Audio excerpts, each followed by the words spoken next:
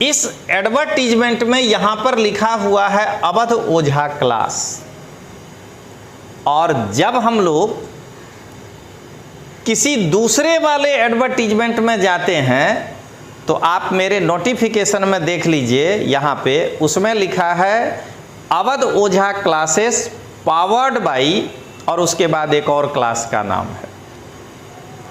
तो इसमें पहला कंफ्यूजन ये है कि इसको अवध ओझा जी के क्लासेस के द्वारा संचालित किया जा रहा है, आकि फिर से देख लीजिए पावर्ड बाय जिस कोचिंग का नाम है वो कर रहा है। अवध ओझा क्लास और पावर्ड बाय क्लास का गठबंधन इंडी अलायंस के जैसा तो नहीं है कि आम आदमी पार्टी और कांग्रेस दिल्ली में साथ चुनाव लड़ेगा, पंजाब में नहीं।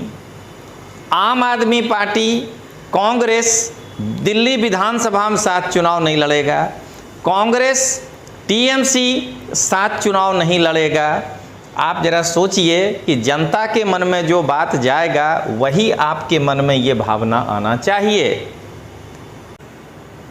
कि अवध ओझा जी को ये क्लियर करना चाहिए कि पर डे वो 30 क्वेश्चन कौन बनाएगा। अवध ओझा जी स्वयं बनाएंगे या उनके मार्गदर्शन में जिनका 3 बार पीटी नहीं हुआ है, 2 बार मेंस फेल हो गया है, 1 बार इंटरव्यू फेल हो गया है, या पावर्ड बाय वाला जो अनुभवहीन कोचिंग है कहीं वो तो नहीं बनाएगा पेपर। यूपीएससी की तैयारी करने वाले छात्रों का आईएएस गुरु तोमर सर में हार्दिक अभिनंदन और स्वागत है। दोस्तों, आज का विषय लीक से हटकर हमने थोड़ा सा लिया है, जिसका शीर्षक है कि क्या अवध ओझा का लैंप 30 यूपीएससी के अभ्यर्थियों के लिए लाभदायक होगा। तो दोस्तों, सबसे पहले मैं जानता हूं कि यूपीएससी की तैयारी करने वाले छात्रों के मन में एक हल्का सा प्रश्न आना चाहिए कि आखिर तोमर सर ये वीडियो क्यों बना रहे हैं। तो इस वीडियो के बनाने के पहले दोस्तों मैं आपको दिखाना चाह रहा हूं कि मैंने एक वीडियो बनाया था जिसमें आपको बताया कि मैंने आईएएस गुरु तोमर सर यूट्यूब चैनल की स्थापना क्यों की है। तो आईएएस गुरु तोमर सर यूट्यूब चैनल की स्थापना का एक उद्देश्य है पढ़ाई, जो कि आप मेरे चैनल में देख चुके होंगे कि भारत के ऐतिहासिक विकास में रेगुलेटिंग एक्ट से लेके 1853 तक 3 दिन आया। मार्गदर्शन वो अभी बाकी है, किसी दिन वो भी आएगा। बकैतों का पर्दाफाश तो वो फिर कभी आएगा, लेकिन आज है जागरूकता। मैं आपको उसी दिन बताया था कि जब भी कोई कोर्स भारत में कोई भी आईएएस का क्लास लॉन्च करेगा तो मैं विद्यार्थियों को तटस्थता के साथ एक दिमाग खोलने वाला एनालिसिस कर दूंगा, और उसके बाद विद्यार्थी के मन में है कि उसके बाद भी हमको जाना चाहिए। मैं खराब में नहीं कह रहा हूं, तो कोई बात नहीं, विद्यार्थी जा सकता है। तो सबसे पहले बात है दोस्तों कि आज हम लोग पूरी तरह से ये चर्चा करने जा रहे हैं कि क्या अवध ओझा का लैंप 30 यूपीएससी के अभ्यर्थियों के लिए लाभदायक होगा। तो सबसे पहला प्रश्न ये उठता है कि इस एडवर्टीजमेंट में यहां पर लिखा हुआ है अवध ओझा क्लास, और जब हम लोग किसी दूसरे वाले एडवर्टीजमेंट में जाते हैं तो आप मेरे नोटिफिकेशन में देख लीजिए, यहाँ पे उसमें लिखा है अवध ओझा क्लासेस पावर्ड बाई, और उसके बाद एक और क्लास का नाम है। तो इसमें पहला कंफ्यूजन ये है कि इसको अवध ओझा जी के क्लासेस के द्वारा संचालित किया जा रहा है, आकि फिर से देख लीजिए पावर्ड बाय जिस कोचिंग का नाम है वो कर रहा है। तो इसकी सफलता का संदेह वहीं से आता है इस कोर्स का कि आप जब क्लास दे रहे हैं, फिर से देखिए अवध ओझा क्लासेस पावर्ड बाय, तो फिर ये टेस्ट पेपर में आप अकेले कैसे हैं? इसका मतलब कि दोस्तों बड़े ध्यान से सुनिएगा कि कहीं अवध ओझा क्लास, फिर से देखिएगा, कहीं अवध ओझा क्लास और पावर्ड बाय क्लास का गठबंधन इंडी अलायंस के जैसा तो नहीं है कि आम आदमी पार्टी और कांग्रेस दिल्ली में साथ चुनाव लड़ेगा, पंजाब में नहीं। आम आदमी पार्टी कांग्रेस दिल्ली विधानसभा में साथ चुनाव नहीं लड़ेगा, कांग्रेस टीएमसी साथ चुनाव नहीं लड़ेगा। आप जरा सोचिए कि जनता के मन में जो बात जाएगा वही आपके मन में ये भावना आना चाहिए कि या तो पूरा का पूरा पावर्ड बाय हो या नहीं तो फिर पूरे अवध ओझा क्लास हो। अब आइए, learning assessment mentorship and progress इसका पूरा नाम है। अब ये बताइए लर्निंग के लिए क्या जरूरी है? लर्निंग के लिए कोई मटेरियल जरूरी है कि उसको पढ़कर सीखेंगे। पेपर तो प्रैक्टिस के लिए होता है। तो यहां पर होना चाहिए था पैम्प, इसका नाम जरा समझिएगा दोस्तों। अवध ओझा के इस कोर्स का नाम होना चाहिए PAMP 30, practice assessment mentorship and progress. ई हो गया लैंप। क्वेश्चन को सॉल्व करके आदमी लर्न कैसे कर सकता है भाई? आप एक बात समझिएगा कि वो कहे हैं कि हम व्याख्या भी देंगे, लेकिन मैं आपसे पूछ रहा हूं कि एक बच्चा, एक उदाहरण छोटा सा, कि आत्मनिर्भर भारत योजना के बारे में कुछ नहीं जानता है। आप पेपर का जब व्याख्या करके कहें कि यह वाक्य आत्मनिर्भर भारत योजना 2016 से लिया गया है, तो उससे लड़का लर्न कैसे कर लेगा? उसके लिए तो उसको वो पूरा पढ़ना पड़ेगा। मान लीजिए कि अग्नि मिसाइल पर कोई जो है प्रश्न बनाया गया, अभी जो है एक लेटेस्ट आया है, उसका परीक्षण हुआ है। अगर उसके एक्सप्लेनेशन में खाली लिख दे कि यह integrated guided development missile programme का एक भाग है, तो जो लड़का वही नहीं पढ़ा है वो कैसे लर्न करके समझ लेगा कि integrated guided missile development programme में क्या हुआ था? तो इसलिए दोस्तों मेरा ये मानना है कि ये पैम्प 30 है। और आप भी अब जब इनके कोचिंग क्लास में जाइएगा तो वहाँ जाके यही कहिएगा कि सर पैम्प 30 में हमको एडमिशन लेना है, क्योंकि लर्निंग तो नहीं होगा।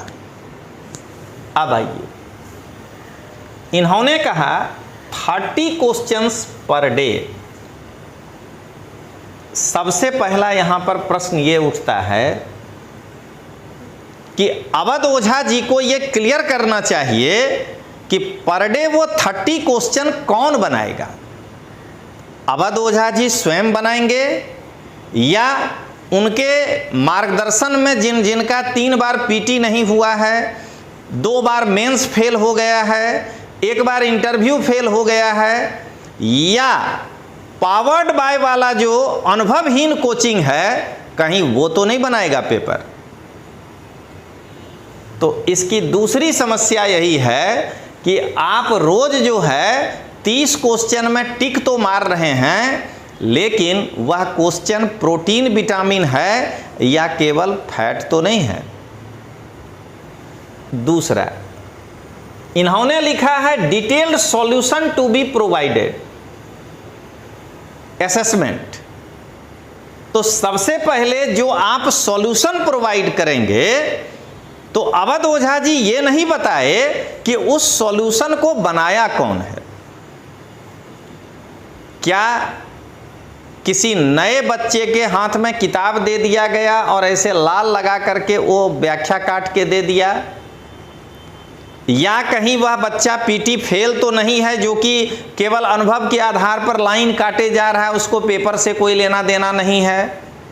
तो मेरा मानना है कि अवध ओझा जी को आकर के ये क्लियर करना चाहिए कि मेरे जैसा, मैं कल लेके आ रहा हूँ अपना ई बुक, मैं बताऊँगा कि मेरे जैसा उनको क्लियर करना चाहिए कि ये क्वेश्चन मैं बनाया हूँ, या क्लियर कर देना चाहिए कि नहीं बाबू, ये प्रश्न हम तो नहीं बनाए हैं, हमको जो पावर्ड बाय एकदम नवसिखुआ कोचिंग है जिसको कुछ नहीं आता है, उसका लोग सब बना के दिया है।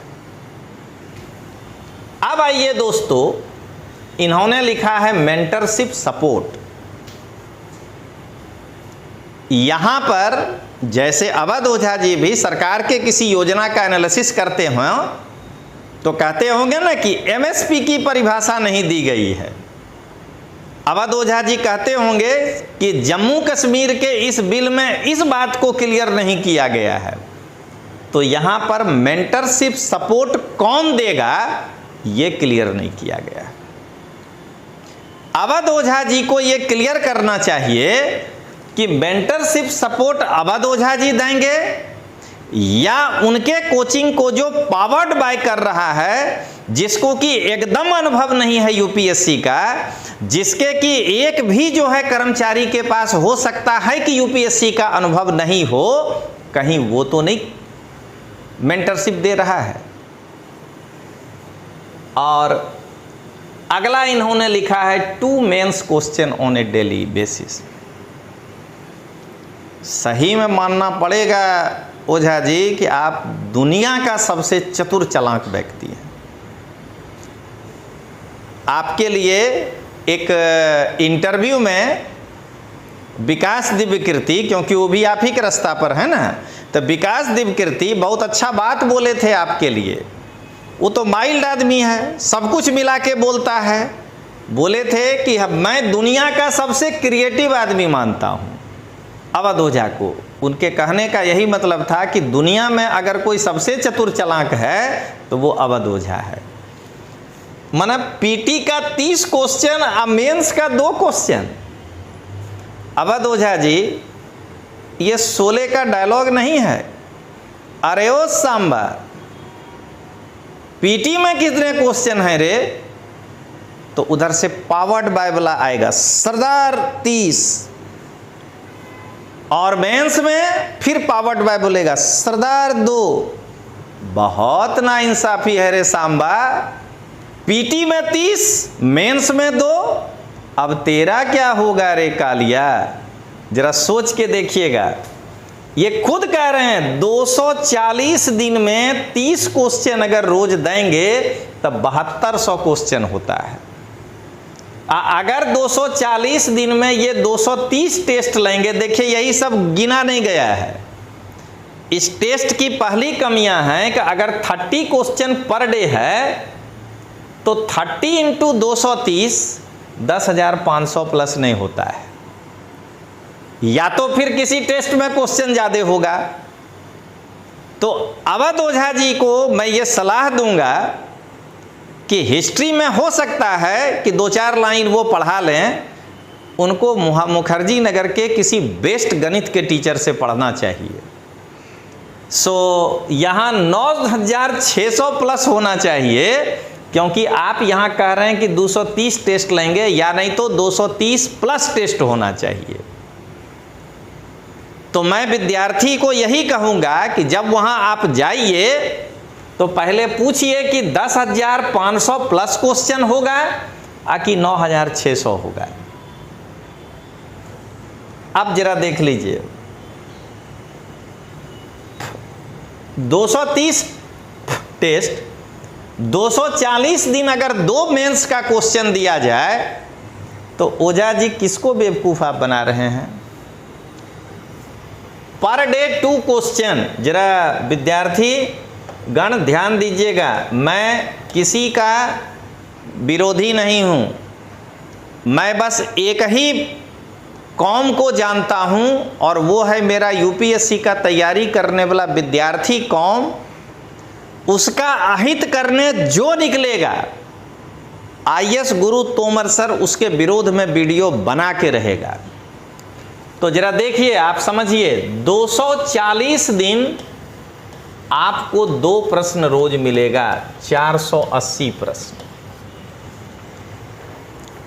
अगर प्रैक्टिस ही मस्ट है तो जरा सोच कर देखिए, 1 निबंध, 4 जीएस और 2 ऑप्शनल, 7 पेपर आपके पास है। टेस्ट बाद सब भिन्न पेपर से लेंगे, तो अगर यहाँ पे 7 से भाग लगा दिया जाए तो 7 पचे 35, 7 छक 42, 6 7 8 56, यानी 69 क्वेश्चन पर पेपर हो रहा है।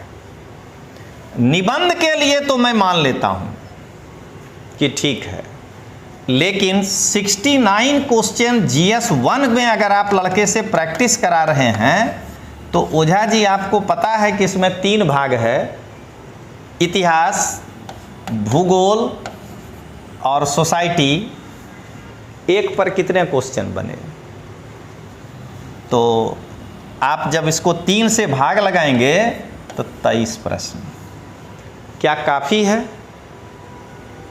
और इस 23 प्रश्न में इतिहास में तो 3 भाग लगाना पड़ जाएगा, कल्चर, एंशिएंट और कल्चर, और ये हिस्ट्री और वर्ल्ड।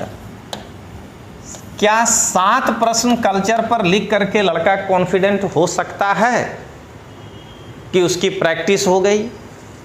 क्या 7 प्रश्न का असेसमेंट करके उसको कहा जा सकता है कि तुम्हारा जो है तैयारी ओके है? अब आइए दोस्तों, 69 क्वेश्चन को जब जनरल स्टडीज 2 में बांटते हैं तो फिर देख लीजिए, यहां पर है पॉलिटी, यहां पर है पब्लिक एडमिनिस्ट्रेशन जिसको एडमिनिस्ट्रेटिव बिहेवियर कहते हैं, यहां पर है इंटरनेशनल रिलेशन और यहां पर है सोशल जस्टिस। ओझा जी जरा एक बार बता दीजिए कि अगर इसको 4 से भाग लगावें तो 4 का 4, 4 सते 28, मात्र 17 प्रश्न जो है पॉलिटी पर कोई लड़का लिख करके आप उसको ये कह सकते हैं कि तुम्हारा पीटी हो जाएगा। अब आइए दोस्तों, इसके बाद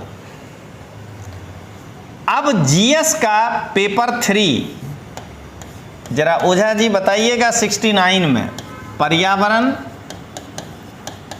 आंतरिक सुरक्षा, साइंस एंड टेक, इकोनॉमिक्स, यानी कि जनरल स्टडीज के एक पार्ट में केवल हमको 17 क्वेश्चन प्रैक्टिस करने के लिए मिलेगा अगर 2 mains question on daily basis हो।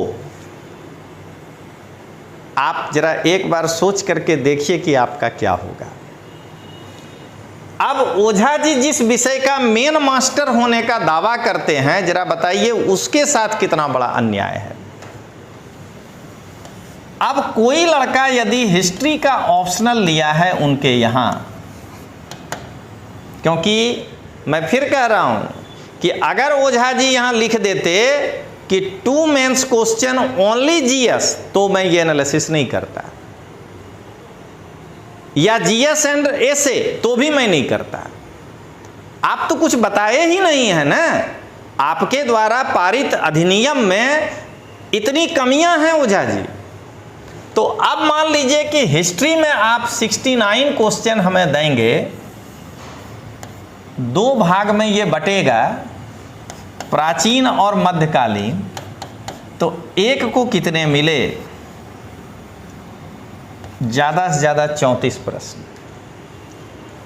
अब ओझा जी ये बताइए कि अगर इसको एंशिएंट के सिलेबस पर देखा जाए, सोर्स, प्री हिस्ट्री, हड़प्पा, वैदिक, pre Mauryan, Maurya, post Maurya, Gupta, south India का हिस्ट्री, अब प्लस अदर्स कर लीजिए, 1 2 3 4 5 6 7 8 9 10, हड़प्पा पर 3 प्रश्न लिख के लोग समझ जाएंगे आप कि वो जो है क्या लिख सकता है, क्योंकि 4 क्वेश्चन मैं रखा हूँ कम से कम मैप के लिए। हमें तो ओझा जी आप नहीं बेवकूफ़ बना पाइएगा, क्योंकि मुझे मालूम है कि मैं ही आपको अपने क्लास में पहली बार क्लास दिया था इतिहास पढ़ाने के लिए। तो कुल मिलाकर के दोस्तों ये जो लैंप है 30, अब मैं इसे कंक्लूड कर रहा हूं कि अवध ओझा जी के लैंप 30 प्रोग्राम में इतनी कमियां हैं कि इस प्रोग्राम को करने के बाद मेरा अनुभव कहता है कि परीक्षा हॉल में ये जलेगा नहीं, क्योंकि इस लैंप में इलेक्ट्रिसिटी सप्लाई उतना नहीं हो पाएगा कि वो जल पाए, या उसमें उतना केरोसिन का सप्लाई नहीं होगा कि वो जल पाए। और कुल मिलाकर के हमको ये लग रहा है कि यह प्रोग्राम अगला साल लड़के को भरमाने के लिए रिजल्ट दिखाने हेतु ये जो है लॉन्च किया गया है। मेरा मानना है कि जो बच्चा इसमें जाएगा बिना किसी मेहनत के, उसमें से जो पास करेगा उस बच्चे का फोटो छाप करके अगली पीढ़ी का भविष्य बर्बाद करने की ये योजना है लैंप 30। तो अंत में दोस्तों मैं यही कहूँगा कि अवध ओझा का लैंप 30 वर्तमान के छात्रों के भविष्य को बर्बाद करने के लिए तो बनाया ही गया है, उसमें से जो 1-2 सफल हो जाएंगे उनका फोटो दिखा करके अगली पीढ़ी को भी बर्बाद करने की इनकी पूरी योजना है। और यही जो है कारण है जो मैं इनके विरोध में खड़ा होकर के वीडियो बना रहा हूं। तो चलिए दोस्तों, अगले वीडियो का इंतजार करिएगा। तब तक के लिए जय हिंद, जय भारत।